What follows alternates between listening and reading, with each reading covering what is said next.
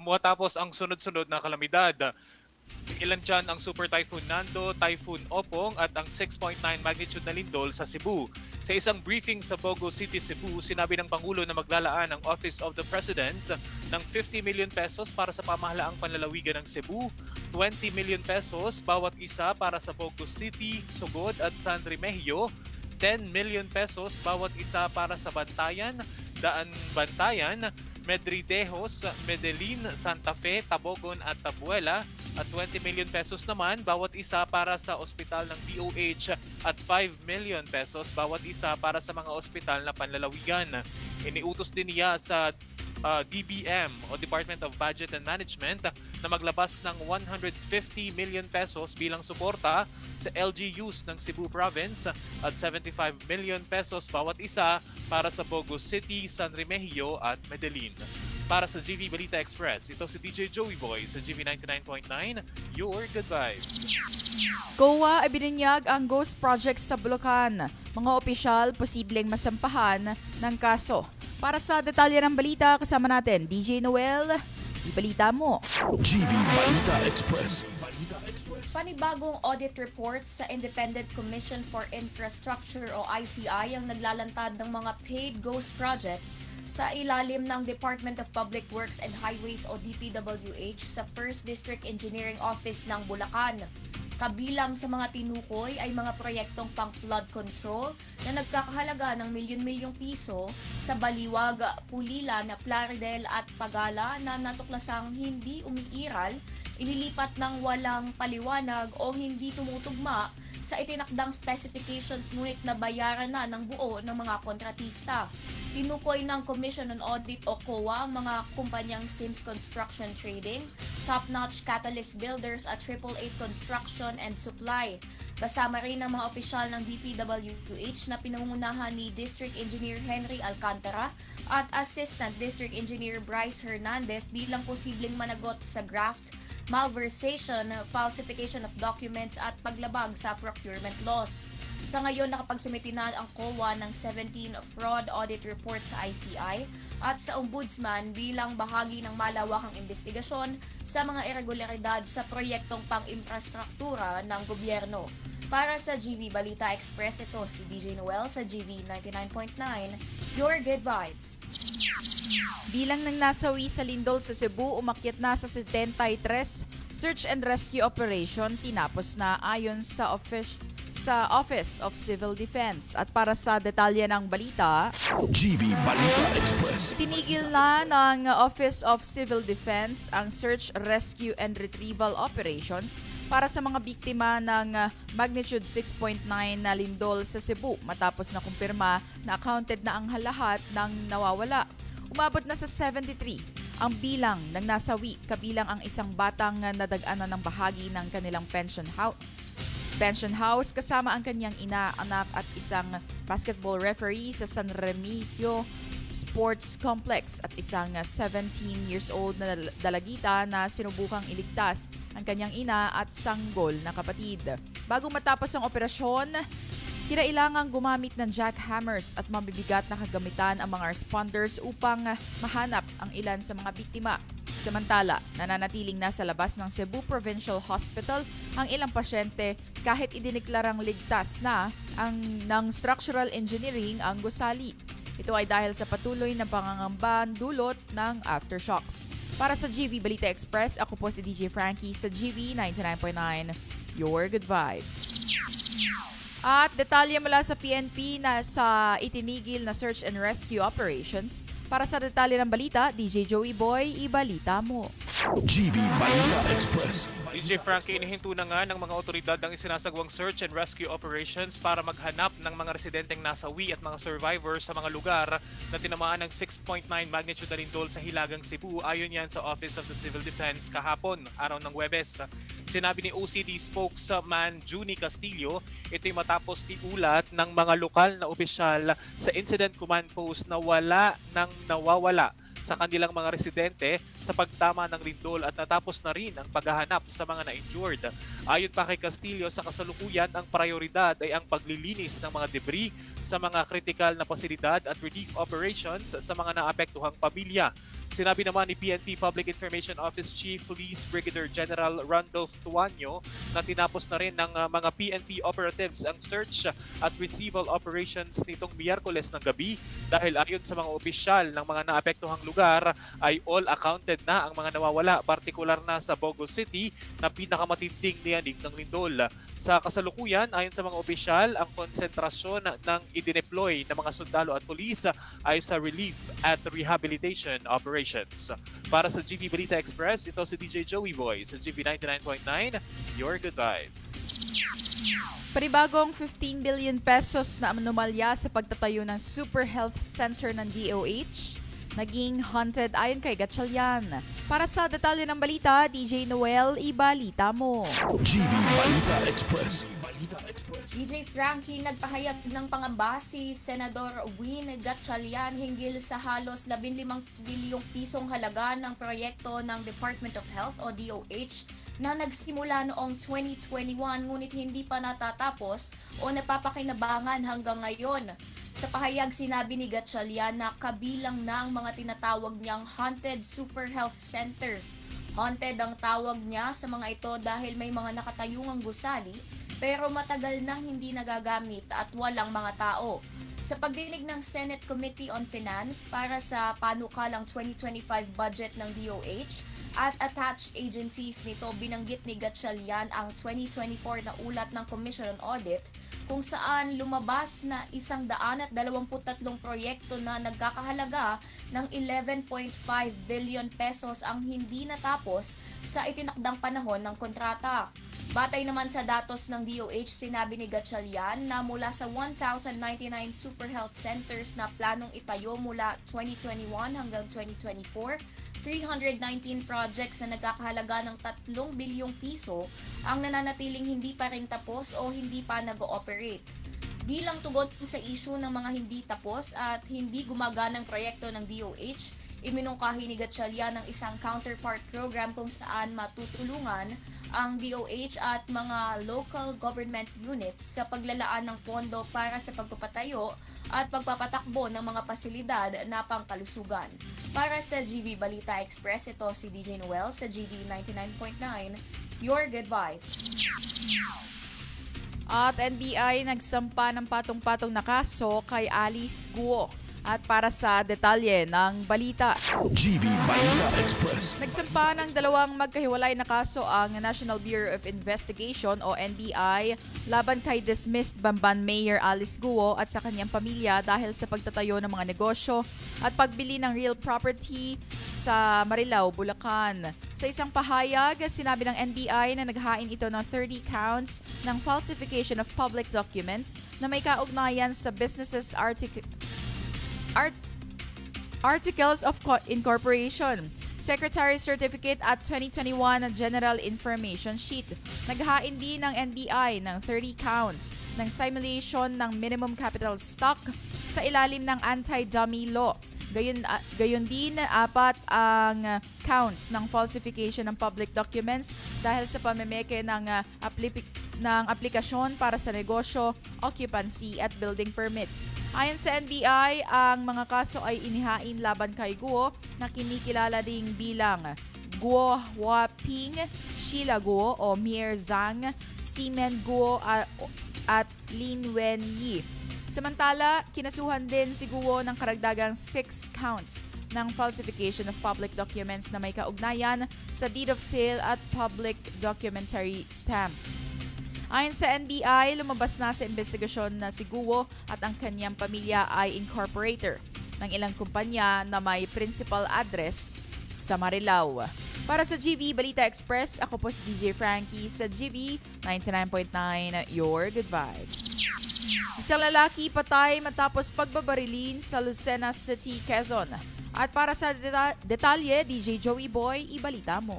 GV Balita Express. DJ Frankie, pinagbabaril hanggang sa mamatay ang isang lalaking nasasangkot sa mga reklamong pangboboso, pagtutulak ng iligal na droga at pagnanakaw ng mga sasabunging manok sa Sitio Manigas sa Barangay Lutukan, Bata, Sariaya, Quezon, kamakalawa ng umaga. Batay sa ulat ni Quezon Police Provincial Office Police Colonel Romulo Albacea, kinilala ang napaslang na si alias Jonathan, 47 anyos, binata at residente ng naturang lugar. Ayon sa Sariaya PNP, ang biktima ay sangkot sa mga reklamong isinampa sa barangay, subalit walang naglakas loob na ito ay kasuhan. Lumalabas sa investigasyon na dakong alas 6:30 ng umaga habang ang biktima ay sakay ng isang motorsiklo patungo sa bukid nang harangin ng hindi nakikilalang sospek, saka pinaulanan ng bala sa iba't ibang parte ng katawan na agad nitong ikinamatay. Kinatasan na ni Colonel Albacea ang mga police operatives sa Sariaya, Quezon na tugisin ang sospek at panagutin sa ginawa nitong krimen. Para sa GV Balita Express, ito si DJ Joey Boy sa GV 99.9, Your Good Vibes. At Regional Most Wanted Person arestado sa Batangas City. Para sa detalye ng balita, DJ Noel pasok. GV Balita Express. Balita Express. Naaresto ng mga tauhan ng Batangas City Component City Police Station o CCPS ang isang suspect na kabilang sa listahan ng Regional Most Wanted Person sa Bagong Palengke, Barangay Kuta, Batangas City noong 1 ng Oktubre. Ang suspect na kinilalang si CJ, 19 anyos, tindero at residente ng Barangay Kuta, Batangas City ay inaresto batay sa warrant of arrest para sa kasong statutory rape na inilabas ng Family Court, Branch 1, Batangas City na may petsang October 2, 2025. Walang piyansa na inirekomenda sa nasabing kaso. Samantala, gumamit ng body-worn camera ang mga pulis habang isinasagawa ang operasyon. Naaresto ang suspect na bigyan ng abiso tungkol sa kanyang mga karapatang konstitusyonal at kasalukuyang nakapiit sa Batangas City CCPS. Para sa GV Balita Express, ito si DJ Noel sa GV 99.9, Your Good Vibes. Jeep nahulog sa bangin, 17 katao malubhang sugatan. At para sa detalye ng balita, GV Balita Express. 17 katao ang malubhang nasugatan makaraang mahulog ang sinasakyan nilang pampasaherong jeep sa matarik na bangin na sakop ng barangay Pinagsakayan, Calawag, Quezon, kamakalawa ng hapon. Ang mga biktima na pawang nagtamo ng mga sugat sa iba't ibang parte ng katawan at isinugod sa iba't ibang ospital sa bayan.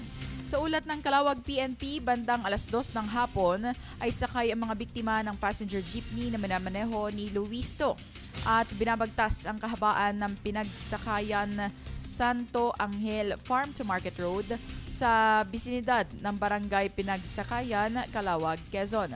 Nang nasa pakurbadang bahagi na umano ng kalye ang jeep, ay nawalan nito ng preno kung kaya't tuluyang bumulusok sa matarik na bangin. Naging pahirapan ang isinagawang rescue operation dahil sa madulas na damuhan bunsod ng nakalipas na pag-ulan sa lugar. Para sa GV Balita Express, ako po si DJ Frankie sa GV 99.9, Your Good Vibes. Mayor ng Mauban, Quezon at Municipal Council inireklamo sa Ombudsman kaugnay ng suspensyon sa 19 na barangay chairman. Para sa detalye ng balita, DJ Joey Boy, ibalita mo. GV Balita Express. Naghain ng kasong kriminal at administratibo sa Office of the Ombudsman ang 19 na barangay chairman laban kay Mauban, Quezon Mayor Bautista Erwin Dwight Pastrana at mga miyembro ng Sangguniang Bayan. Batay sa reklamo, questionable umano ang naging desisyon ng alkalde at konseho na magsuspende ng 6 na buwan ng walang sahod sa 19 na punong barangay. Ayon sa kanilang affidavit, ang suspension ay grave abuse of authority dahil isinagawa umano ito ng walang formal na pagdinig o investigasyon. Giit ni Barangay Chairman Rodante Almacen ng Barangay San Isidro, wala umanong jurisdiksyon ang alkalde at municipal council na magpataw ng parusa sa mga barangay chairman sapagkat saklaw lamang ito ng liga ng mga barangay. Sa ulat, lumitaw na nag-ugat ang usapin sa hindi pagdalo ng 16 na punong barangay sa isang pagtitipon ng mga chairman sa bayan ng Quezon. Dagdag pa sa reklamo, maaaring lumabag din umano ang mga opisyal sa Anti-Graft and Corrupt Practices Act nang kumuha ng pribadong abogado na siyang naghanda ng mga dokumento kaugnay ng suspension order. Ipinahayag ni Kapitan Almacen na ang hakbang na ito ay maaaring may kaugnayan sa politika dahil umano sa kanilang naging suporta sa nakalaban ng kasalukuyang alkalde noong nakaraang halalan. Samantala, umapila na ang 19 na barangay chairman kay DILG Secretary John Vic Rimulya na silipin ang kaso dahil anilay naaapektuhan na ang serbisyong dapat na naibibigay sa mga residente ng kanilang mga barangay. Para sa GV Balita Express, ito si DJ Joey Boy sa GV 99.9, Your Good Vibes. DPWH pwedeng kanselahin o reprise ang 1.6 trillion pesos na projects para makatipid ng 400 billion pesos ayon kay Batangas 1st District Congressman Leviste. At para sa detalye ng balita, DJ Noel Pasok. GV Balita Express. Iminungkahi ni Batangas 1st District Representative Leandro Legarda Leviste sa Department of Public Works and Highways o DPWH na pwedeng kansilahin o i-reprise ang 1.6 trillion pesos na ongoing at upcoming projects para makatipid ng 400 billion pesos o higit 1 billion pesos kada araw para pondohan ang priority health at education programs ng gobyerno. Ang panukala ni Leviste ay kasunod ng termination ng DPWH Region 4A sa 95.99 million pesos Lemery Flood Control Project noong June 2025 na inaward sa Omnicon Builders. Ayon kay DPWH Regional Director Jovel Mendoza, kinansela ang kontrata dahil sa pagbabago ng government policy sa flood control projects at hindi babayaran ang contractor dahil ka-award pa lamang at pwedeng ilaan sa ibang proyekto. Noong Agosto, inusisa ni Leviste at ng Lemery LGU ang project dahil walang coordination ang ito sa LGU, walang building permit at hindi aligned sa flood control master plan ng bayan. Natuklasan din ang ilang sheet piles ay kalahati lang ng nakatakdang sukat. Dahil dito, inalis ang mga piles at iniwan ng contractor ang proyekto. Pinapahintulutan ng Government Procurement Reform Act at DPWH contracts ang termination for convenience kung ang proyekto ay economically, financially o technically impractical at walang penalty sa gobyerno. Pwede rin ang termination for unlawful acts kung may illegal practices ang contractor.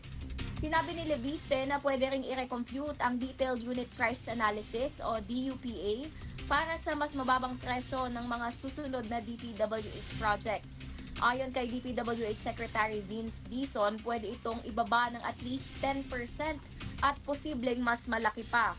Gamit ang halimbawa ng Lemery Flood Control Project, iminungkahi ni Leviste na gamitin ng grounds para sa termination at DUPA reduction sa over 1 trillion pesos na ongoing projects ngayong 2025 at sa 600 billion pesos na nakaplano para sa 2026. Kung makakatipid ng average na 25%, posibleng makapag-save ang gobyerno ng 400 billion pesos. Para sa GV Balita Express, ito si DJ Noel sa GV 99.9, Your Good Vibes. At balitang panahon, Bagyong Paulo napapanatili ang lakas. Ilang mga lugar itinaas na sa signal number 3. Para sa detalye ng balita, GV Balita Express. napanatili ng Bagyong Paulo ang kanyang lakas habang patuloy ang paggalaw nito sa kanlurang bahagi ng Luzon. Base sa monitoring ng Philippine Atmospheric Geophysical and Astronomical Services Administration o PAGASA, nakita ang sentro ng bagyo sa may 225 kilometers ng silangan ng Batak, Aurora. Mayroong taglay na lakas na hangin na umaabot sa 95 kilometers per hour at pabugso na hanggang 115 kilometers per hour. Nakataas ang signal number 3 sa mga sumusunod na lugar: Dilasag, Kasiguran sa Aurora, Dinapige, San Mariano, San Guillermo, Echage, Jones, San Agustin, Cordon, City of Santiago, Ramon, San Isidro, Alicia, Agadanan, City of Kawayan, Benito, Soliven, Daguilian, Luna, Reina Mercedes, Cabatuan, San Mateo, Aurora, San Manuel, Burgos, Gamu, Rojas, Palanan sa Isabela, Madelia, Cabarogis, Aglipay, Saguday, Difun sa Quirino, Diadi, Bagabag, Villaverde, Ambagyo, Quezon Solano, Bayumbong sa Nueva Ecija, Mountain Province, Ifugao, Tubo sa Abra, Mankayan, Bagias, Kabayan, Bakon, Kibungan, Atok sa Benguet, Sugpon, Alilem, Cervantes, Suyo, Tagudin, Santa Cruz, Sigay, Quirino, Gregorio del Pilar, Salcedo, Santa Lucia, City of Candon, San Emilio, Galimuyod, Lidilia, Banayoyo, Santiago sa Ilocos Sur at sa mga lugar ng Supiden, Santol, Baloan, Luna, Bangar sa La Union. Nakataas naman ang signal number 2 sa mga lugar ng Peña Blanca, Tugigaraw City, Enrile, Solana, Igig, Tuwao, Piat, Rizal sa Cagayan, natitirang bahagi ng Isabela, Quirino, Nueva Vizcaya, Dinalungan, Dipakulaw, Baler, Maria Aurora sa Aurora, Karangalan, Pantabangan sa Nueva Ecija, Conner sa Apayao, Kalinga at natitirang bahagi ng Benguet. Habang nakataas sa signal number 1 sa mga lugar ng mainland Cagayan, kasama ang Babuyan Islands, natitirang bahagi ng Aurora, General Nacar, Infanta sa Quezon, Polillo Island, Camarines Norte, Siruma, Tinambak, Lagonoy, Caramoan, Goa, San Jose, Presentasyon sa Camarines Sur, natitirang bahagi ng Apayao, Ilocos Norte, Pangasinan, Nueva Ecija, Doña Remedios, Trinidad, San Miguel, San Ildefonso, Norzagaray, San Rafael sa Bulacan, Magalang, Arayat, Candaba, Mabalacat City sa Pampanga, Palawig, Masinloc, Candelaria, Santa Cruz sa Zambales. Hindi nagbabago ang paggalaw ng bagyo kung saan inaasahan na maglalandfall ito sa Isabela o Aurora ng umaga o hapon ngayong araw. Para sa GB Balita Express, ako po si DJ Frankie sa GB 99.9, Your Good Vibes. At para sa Balitang Lindol, Bogo City, Cebu. Muling niyanig ng lindol ngayong umaga. At para sa detalye ng balita, DJ Joey Boy, pasok. GB Balita Express. DJ Frankie, muling niyanig ng lindol ang Bogo City sa Cebu nitong pasado alas 5:30 ng umaga ngayong Biyernes, Oktubre 3. May lakas itong 5.1 magnitude. Nadama ang intensity 3 sa City of Cebu, Hilongos, Leyte at Ormoc City. Intensity 2 naman sa Kawayan, Biliran, Talibon, Bohol, Danao, Asturias, Lapu-Lapu City, sa Talisay, Cebu, Abuyog at Leyte, Hinunangan sa Southern Leyte. Intensity 1 naman ang naramdaman sa Culaba, Biliran, Argao City at San Francisco City, Cebu, Alangalang, Leyte, Montreal, Masbate, Bago City sa Negros Occidental, Rosario sa Northern Samar, Hinundayan at Sugod sa Southern Leyte, Tapas naman sa Capiz. Ayon sa Fivox, DJ Frankie, isa pa rin itong aftershock mula sa 6.9 magnitude na lindol noong September 30. Para sa GB Balita Express, ito si DJ Joey Boy sa GB 99.9, Your Good Vibes. At yan ang kabuuan ng balita hatid sa atin ng Lipa Medics Medical Center. You may follow them on their Facebook page na Lipa Medics Medical Center, their Instagram at Lipa Medics Medical Center, and you may check out their website lipamedics.com. And today is October 3, 2025, 7:32 a.m. on the clock, Philippine Standard Time. Manatiling nakatutok sa GB 99.9 para kayo ay GB informed, GB aware, and GB updated. Muli ako po si DJ Frankie at nakasama natin this morning si DJ Noel at DJ Joey Boy only here sa GB 99.9, Your Good Vibes. GB Balita Express. GB Balita Express. Mga may init na bagong balita. Mga balitang dapat mong malaman ngayong umaga. GB Balita Express. GB Balita Express. Mga balitang kinalap ng buong puwersa ng GB 99.9 Batangas. GB Balita Express. GB Balita Express. Mga balita sa loob at labas ng Timog Katagalugan. GB Balita Express. GB Balita Express. GB Balita Express. GB 99.9 gives you your news. Keeps you informed and updated. Plays your kind of music. Your beat, your groove. GB 99.9 gives you the good vibes. Your good vibes. GB 99.9, your good vibe.